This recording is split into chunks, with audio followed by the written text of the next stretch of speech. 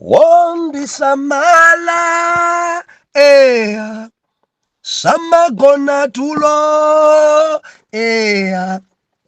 sandisia inendeka wondisamala wasunga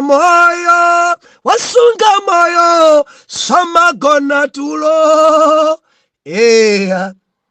sandisia inendeka wondisamala Ndulandile nokondedwa omvera konse kumene muli heneleke ichale mtumiki wanu believer lero pa 15 October 2024 Anakubala Mother's Day. Mwana mulungu kumudzi kuno ndi holiday. Mundilole kuti tifukule pamenepa. Mulungu andipasanso akarundu. Tifuna tione pa sabutopiki kukhala mzimayi ndi utumiki. Muli bwanji azimayi nonse? Anakubala nonse muli bwanji? Topiki imene lero tionamo zinthu zingapo. Tikambanso kuti kholo si mmodzi nakubala si mmodzi kureku ndi awiri. Bilifonso nditsutse kuti mubadwe kudziko kuno pali mzibambo and pali mzimayi. Nemu topiki ya leroyi tiona magawo amenewa koma kwambiri tifuna tinsuzumire kuti mzimayi si munthu wamba ndi utumiki. Kuti mubadwe mzimayi pali utumiki. Believer muli ndi gawo lapadera onga mzimayi. Muli bwanji azimayi lonse lero? Nkati mmene mutionanso zinthu izi udindo wa mwana ali ndi udindo.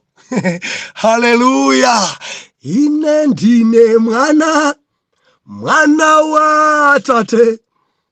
Ine ndine mwana wa ane. Sari ane eka komanso achala limene. Haleluya. Haleluya. Tionamo azimayi angapo lero. Tiphunzira za mayi wa kwa Moses zimene adachita. Tionanso mzimayi woyamba kuti Mulungu adalankhula chani. Timaonanso Hana mmenemu. Timaonanso mmenemu mkazi wa Manowa kukungopaza. Ngati nkotheka lero ndi mawa ndifuna tifukule pamenepa. Ndinako kutsimikizika mtima kuti tidalitsika komanso tilimbikitsika kwambiri lerolo. Lolani kuti ndiwerenge buku lija la Genesis mavesi enawa ndichita chongofotokozera. Genesis chapter number 3 verse number 16. Mawu otsogolera kuchimwa kwa Adamu ndi Hava. Kutekwa adachimwa awiri. Verse number 16. Bible kunena kuti kwa mkaziyo ndipo anati Mulungu, ndidzachulukitsa kusauka kwako. Ndipo renga mimba pako. Udzasauka pakubala nayo. Udzakhumba mamuna wako. Ndipo iye adzakulamulira iwe. Tipemphere. Mulungu na malenga mkango wa Yuda. Mwini chilengedwe chonse. Mulungu ochulukitsa. Mulungu woposa miyamba yonse. Mutilimbikitsenso, mutilankhulenso, ndipo tidzamva m'dzina la Yesu. Amen. Omvera, dzulo tinali pano ndafotokozapo zinthu zikulu ziwiri. Gawo loyamba ndi makamba za umboni chimene Mulungu adachita tili m'dziko lija la South Africa. Mulungu achita zambiri. Ndipo tizibweresa chimodzi ndiye maumboni adzulo, makomenti adzulo, mafunso adzulo. Kudziko kuno message anthu akumvetsera. Omvera, Mulungu wathu ndi Mulungu olemekezana ake. Dzona nena umboni umene wagwedeza kwambiri. Umene wagwedeza kwambiri bilifa nchoona chinthucho. ndipo umboni umathandizira kuti anthu adziwe mwansanga Mulungu. Tiupembedza Mulungu opsa amene amalemekeza ana ake. Inali ngozi yayikulu. Bambo a nyumba imeneyi mkazi wawo ndi spiritual daughter. Ndiye napita kumene kuonga kumudzi kwa mwana. Ndiye ngozi yuchitika. Ndiye woimba fana kumuimbira mkazi nakuti mamuna ako ali 50-50. Tonse tili bwino koma amene akupita amene akuoneka kuti akufa mamuna wako. Mugaza kuti mzimayi angalandire bwanji foni imene mzimayi.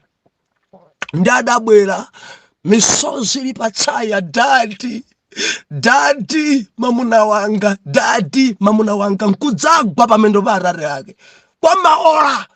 Dadi not now. Muzeni Mulungu wanu dadi, muzeni Mulungu wanu dadi, abwezerese moyo pamunanga. Muzeni Mulungu wanu dadi, muzeni Mulungu wanu dadi. Misozi mana kuti Mulungu adati nkesa nyumba ipacholinga. Anaso nawo atabalalika. Hallelujah. Ndikudali kupemphera. Mwana akulira sati dada maliranso koma dada mamuza Mulungu Jehova dzilemekezeni.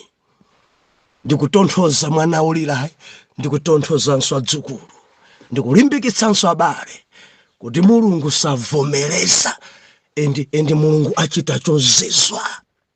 Hallelujah. Sindikukumbukira nthawi inali bwanji pamene foni nkabwera kuti ndili moyo. Tipempherereni.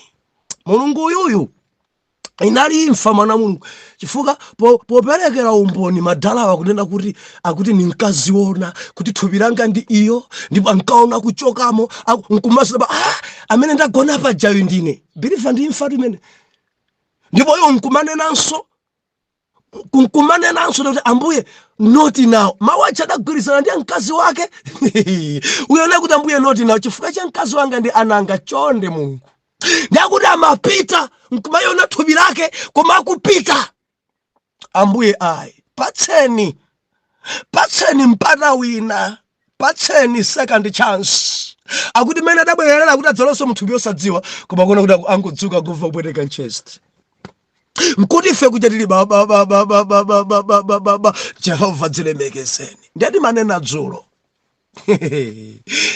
Kurumikira kuitanitsa anthu a Mulungu nyumba mwako sulusayi. Pamene mwana adabwera nkudzagwa pamendo ninkakumbukira kuphiri. Mkazi wa ku Sunemu atabweranso mapazi panani pamapazi pa Eliya. Anali Eliya no Elisa ali ndi Gehazi.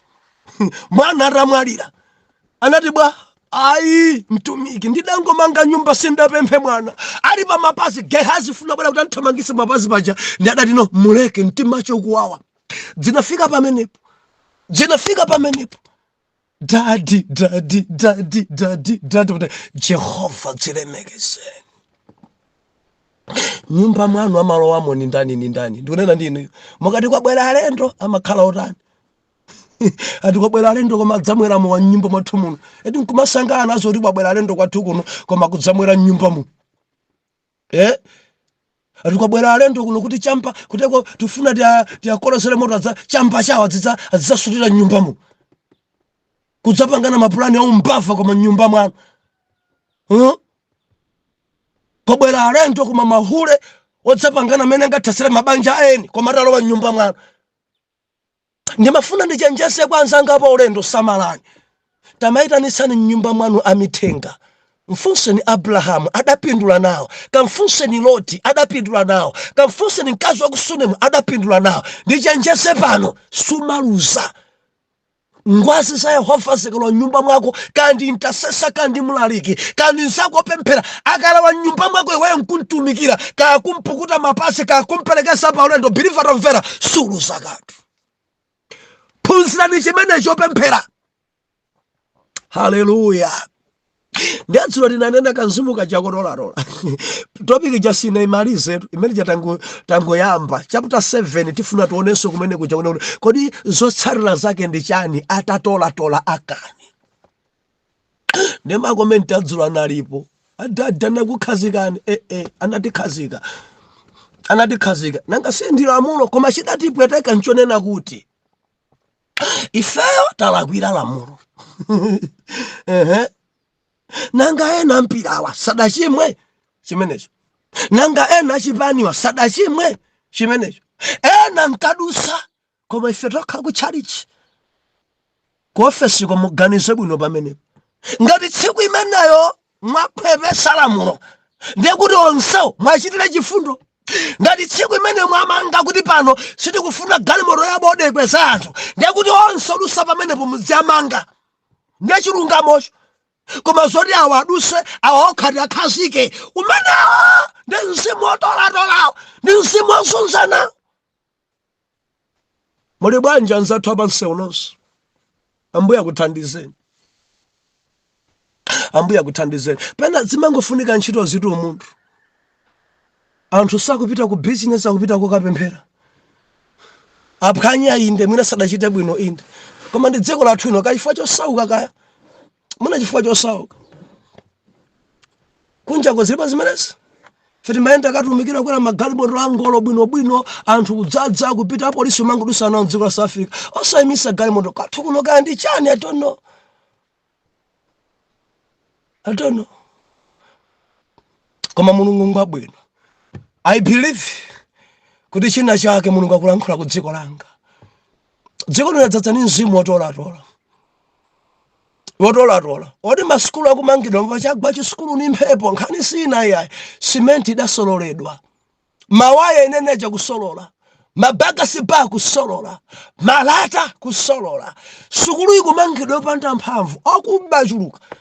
Endi kuba konso kakhala kuti dzavula zimambira kuntunda kumangosolola. Uyu akutenga ikukasiya kusolola. Omanga nawonso kuti nifende bwanji. Panonso matumba simenti ugulusa 100 pano. Itumba ilonse 10,000, 15,000 tachosera. Mmodzimonso sukulu yawo koma kwagulaso simenti ni makontrakita. Mukugula simenti yanu yomwe yomangira chitukuko chana anu. Lero magula, lero chisukulu cha mphepo yabwera yochepa kamvumvulu achigwesa ananu ali pa mtengo nokha mudamanga nyumba zanu ni simenti yochipa zotsatira zake ananu sakuphunzira. Malawi kalamuka. Mulathu anu jolipo wapita mulathu. Simenti mudabwera kugula ndi usiku. Wina kakusengezerani simenti apa chitukuko kamangiseni ni mphamvu chinzimu chosolola. Ambuye atithandize. Bilifalo yoti kunena kuti kukhala mzimayi ndi utumiki. Nakubala azibambo muli bwanji ntchito mudayigwira kuti mimba ipezeke lunde kuti mzibamboso ali nawo mmenemo. Endi ndi Maria yekha amene adatenga mimba opanda mamuna.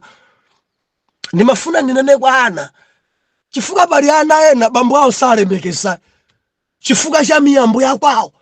Bwanji abambo engobwera akangoyamba na bambo ndi mayawo mpaka na madala mungopita madala songolani pitani madala tie ana mthamangisa bambo awo choka nzibambo munthamangisa mwanawe kuti mimba ipezeke yako bambo uyuyu Mulungu adamgwirisa ntchito. Hallelujah. Bwina chifukwa cha miyambo amanyoza mzimayi achoka pano dangobwera pano ndiwe mkwenyala basi pita bwanu ife ndife ana kuchimuna ife bambo athu ndiofunikira. Ndimafuna ndinene dzimiyambo dzanu zisakusokonezeni mayi anu komanso bambo anu onse ongofunikira. Olo bambo anu adachita kulowola kadapereka ng'ombe sukuti mayi anu ndi kapolo ayi adangokhala zikomo kuwapatsa makolo. Munthu simungathe kumgula ndidane napo nthawi nake pano kuti mzimayi ngodula kwambiri mzimayi simungathe kumgula mzimayi. Palibe amene angagule wina chifukwa cha miyambo kuti atidapereka ng'ombe olo ng'ombe mudapereka kandi 6 kandi 7 sizingakwanebe kugula mzimayi. Mundimva mwana Mulungu. Dzino lokha la munthu njodula bele lokha mzimayi njodula. Nzaka izo kudayamba ziga ena magulisa mabele matraki Njemu kamanana kuti kakobiri kiputa pereka jamuda nkula nzimayi. Ayi, endi miyambo yanu isakupangiseni kunyosa makolo, kaya kunyosa mmayi anu, kaya kunyosa bambo anu. Bilifa kumwamba ndisenzesa katundu utamvera ngati mwana uli ndi udindo oyima ndi bambo ako, oyimanso ndi mayi ako, kuwapasa ulemu, kuwadyesa kaya kwamveka ndi udindo wa mwana kwa kholo. Ndi udindo wa mwana kwa kholo. Ndimafuna ndilize kwerere. Kubereka nkowawa. Kubereka nkowawa. Nkopweteka. Afirika tamvera. Akanati Mulungu sadayike mtima woti nzimayi adzimkhumba mamuna, mabanja ambiri akanatha deya kubala. Kungobereka pomwepo nzimayi akadayimisa manja kuti kwambira lero inuyo ndine banja latha ndifa nazo. Koma book imene tawerenga ku Genesis chapter 3 verse number 16 akuti adali Mulungu kwa mkaziyo, udzasauka kwambiri, ndikusauka kwa kukugawa. Number 1 kuti udzavutika kwambiri kusauka pakutenga mimba. Kutengwa azimayi ambiri amavutika pakutenga mimba. Azimayi ambiri amazunzika nazo mimba. Azimayi ambiri amaonda nazo mimba. Azimayi ambiri ndikunena kuti ambiri according ndi Bible ana kuti udzasauka pakutenga mimba, and mimba ukayitenga pakubala udzavutika. Mundivomereza azimayi, deya leba ikakwana njowawa. Wina kulinga unakuti mimba imene njomaliza sindibalanso. Ena khala mchipatala muna kwa masiku 3 kumangodzigubudusa, kubereka suku kutheka, nzimayi kutuwa, dzosayenda. Ena mpaka napano talephera amene muntengere chipatala chachikulu, nzimayi akubwera pa ambulasi, mwana ali m'mimba, ambulasi yamba kulira, nsomasi bantu kuthawa. Mr. Chimwala ali mumimba, nzimayi akuthatha ndi imfa. Mr. Chintengo ali m'mimba, nzimayi akuthatha ndi imfa. Sakudziwa chochitika, ali palita, ali pa dripi, minibasi kutamanga, ambulance kutamanga 180 speedometer ikutamanga kwambiri. Mayi apulumutsidwe, mimba muli mwana, kubereka nkopweteka. Kubereka nkopweteka. Nzimayi ndi utumiki. Nzimayi kukhala nzimayi ndi utumiki. Chisamaliro cha mwana chachikulu mwa nzimayi. Kungobereka dewa ni chisamaliro ndi nzimayi. Nzimayi amadziwa kuti mwana amene alilimu adzingokhala m'manja. Nzimayi amadziwa kuti mwana amene alilimu ndikhoza kumuyika kumbuyo. Nzimayi amadziwa. Kodi mukudziwa kwa ndidamvera? Kubereka pompo mwana kumuyika kumbuyo, kumbereka ndi nsalo akhoza kufa. Azimayi wakudziwa zimenezi. Pamakhala pa mchombo pa zina zoti simungakhale kumbuyo day 1. Azimayi akudziwa ndithu kuti mwana tikangwira sitimankhazika ndi marako day 1. Azimayi amadziwa kuti mwana amene alilimu asakhale m'marako, achite chogona manja muja. Akamuyika pamendo pawo mwana uja, mukadzamona mwana uja achita kunkhazika ndi marako wabwinobwino, amakhala nzimayi akudziwa kuti mwana amene akhoza kukhala m'marako ake pamendo pangapo. Aberekedwa ngati lero lomwe ndikutenga ndikunkhazika pamendo pa kuti akhale m'marako, ndithu akhoza kulumala, mafupa makhala sanakhwime, pomwepo mwana uja akhoza kukhala ndi chinsana chokhota. Ndimati ndinene kwa ana nonse kuti muzikhala ndi nsana umenewo. Nzimayi adatumikira pa inu. Adadziwa nthawi yokukhazika ni m'marako, adadziwa nthawi yokubereka ni kumbuyo, adadziwa nthawi pano adzipisa ni nsamale, adadziwa nthawi jana dzina mmene munkabibira pang'ono basi bre. Mayi anu kumangovutika m'manja, kumangonyowa ndi matewera ochapachapa, kuchapachapa kubimba kosayima, koma mwanayo lero ayiwala. lelo ayiwala ndimafuna ndilise kwerere amayi muli ndi utumiki. Ambuye adzikudalitsani.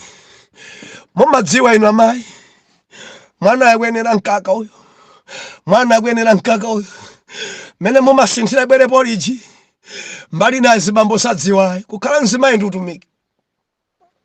Mwana kungobadwa mwana tsiku mweti njese poliji akuferatu mzimayi amadziwa nthawi ya poliji sinakwani.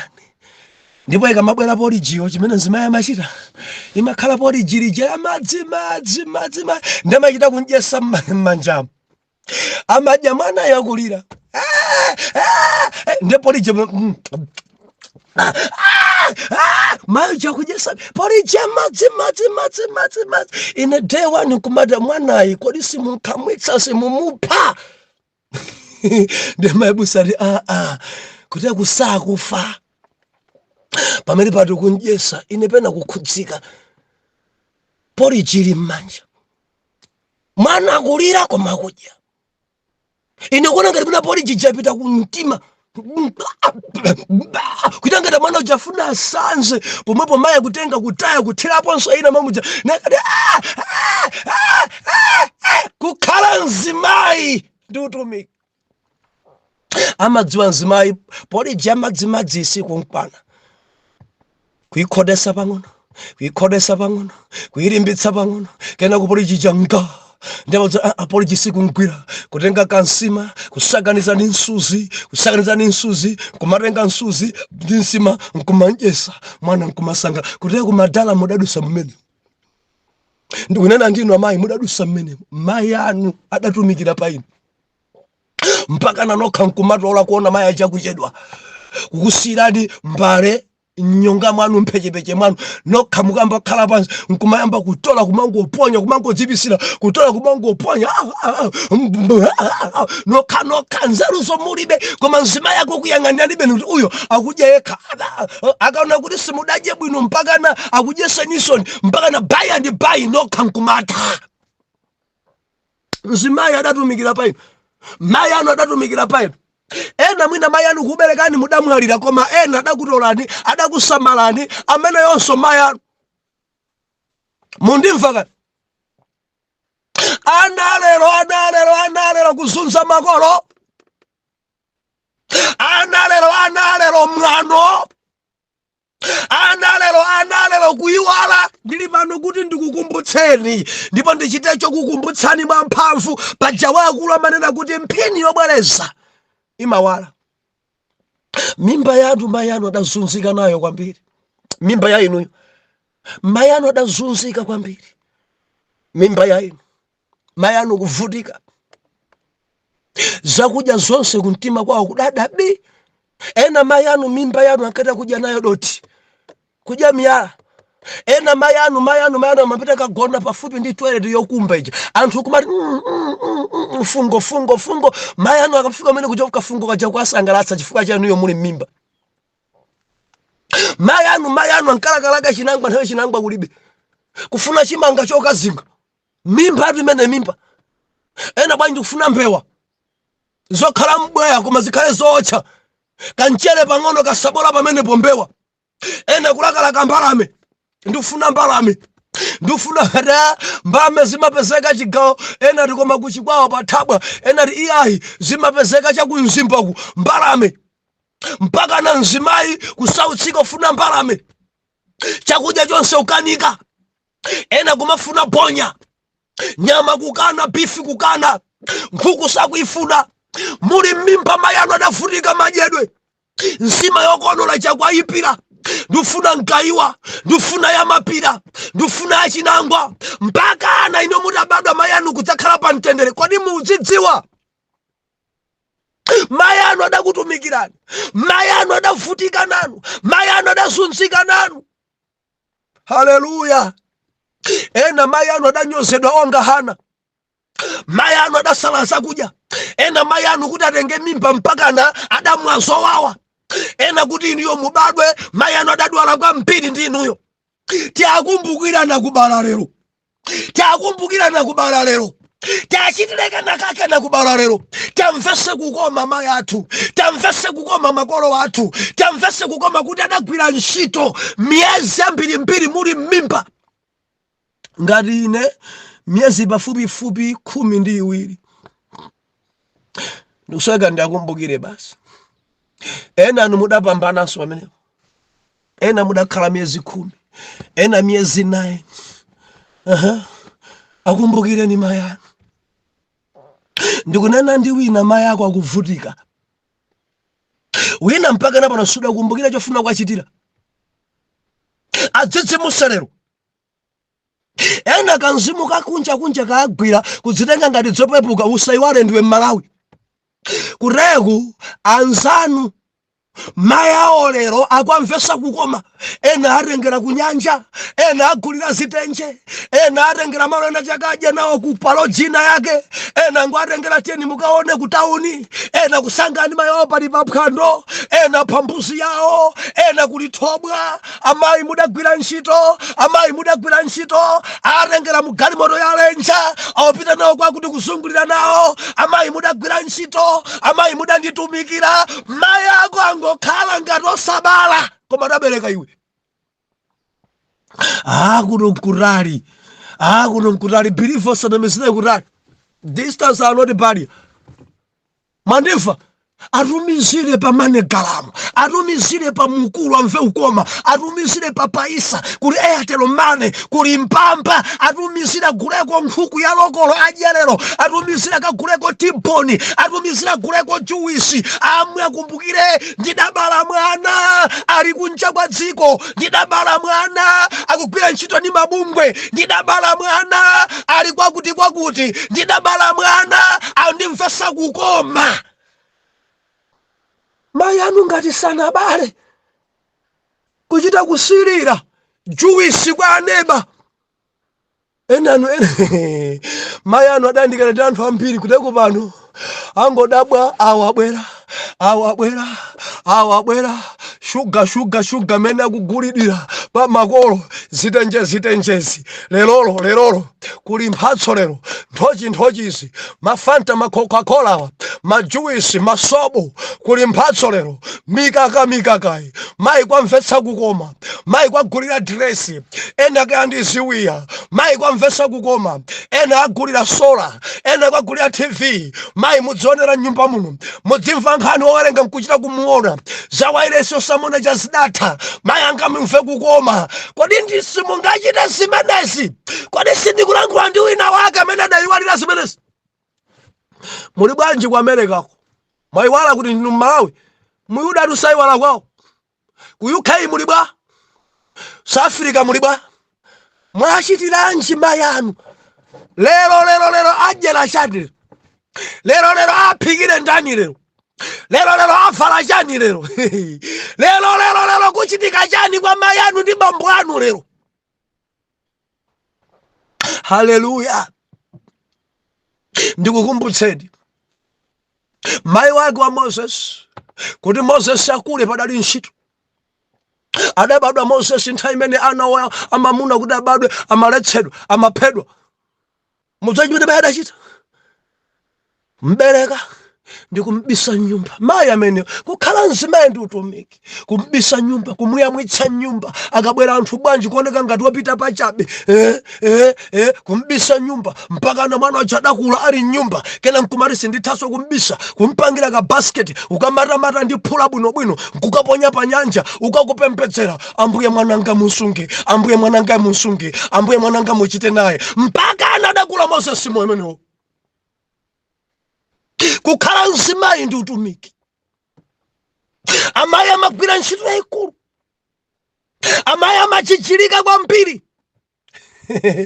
Ndinanena ine kuti muli mwana mene munkabibira inu, muli mwana mudazunza mai anu. Manja kunyowa matewera pang'ono bwe. Mwana amene kutsagula kosaima, mukuberekedwa kumbuyo pamene mukukodza kumbuyo. Mai anu kumangovala nsalu zonyowa mutakodzera kunsana. Lero mwayiwala nokha mukumenya nokha mapinati, majamu, mayonisi mukuphutula nokha majuisi. Mayi anu akugona kanyumba kodontha. Mayi anu akudya kamodzi pa tsiku. Mayi anu alibe chofunda. Mwana wa mtundu wanji oyiwala makolo. Ndimati ndilise phalete ngagawo pa makolo. Chita china chake pa makolo. Ima nawo makolo ako. Chita nawo makolo ako. Adalitse makolo ako. Ima nawo amfe kukoma kuti adabala. Haleluya. Mzimayi wina ni mkazi wa Manowa. Muzobe chidachitika adakhala opanda mwana. Ndiye Mulungu adamuzona kuti usamwe chilichonse choledzeresa, usadye chopeteka china chilichonse mpaka nodzabala. Ndipo adakhulupirika mzimayi osayenda moyo waphada, adasunga chero kuti abale. Adatumikira mayi anu pa inu. Adachichilika mayi anu pa inu. Adakutumikira likuyambira muli mwana. Sukulu muti muphunzire, ena maphunzira ndalama zochita kuvutikira mayi, ena kukutani kugulisa nkhuni, ena ma business osalongosoka mpaka na mayi anu adakulipirirani. Iwo aja nkumavutika, makolo anu adalipira china chilichonse. Lero muli pa ntchito mayiwala zonse zichi. Mutangobadwa matenda amene mudadwalira inu. Chikuku kuleka, chibayo kuleka, zifuwa zimfine. Mayi anu kumangokhala mchipatala ndi inuyo. Malero mayiwala. Lero mayiwala. Ndimafuna ndiyamikira zimayi nonse. Mudagwira ntchito. Mwina nkutega ndinu mzimayi, mayi anu ali moyo. Mwakumbukire mayi anu lero. Onse amene mayi awo ali moyo akumbukireni. Ena ndo mayi anu adamwalira koma kuntundu satha onse. Kumbukirani amene atsalawo. Mundimva kaya? Akumbukireni makolo. Lero apume lero. Adye nyama yanu lero. Lero mwadzidzibuse lero. Osayiwala ndi udindo wako ngati mwana kwa Samaria. Mwana dzisamala kholo, mwana dziveka kholo, mwana dzifundisa kholo wake, mwana ali ndi gawo. Mundilondole mmawa ndidzamalize pamenepa. Atate m'dzina la Yesu. Zikomo chifukwa cha Anakubala. Zikomo fatu mzimayi, kukhala mzimayi ndi utumiki. According ni pasajale tabodo mzimayi kuti si munthu wambayi. Ni mzimayi wochichilika. Kuyambira nthawi yamene alibe mimba, wochichilika atatenga mimba, kuchichilika pakubala, kuchichilika pakulera, kuchichilika pakukuza, ngochichilika. Mzimayi si munthu wamba. Mulungu ndikupemphera m'dzina la Yesu kuti anawa akumbukire makolo. Mwa Yesu akunasere ndapemphera komanso dalirani. Amen and amen.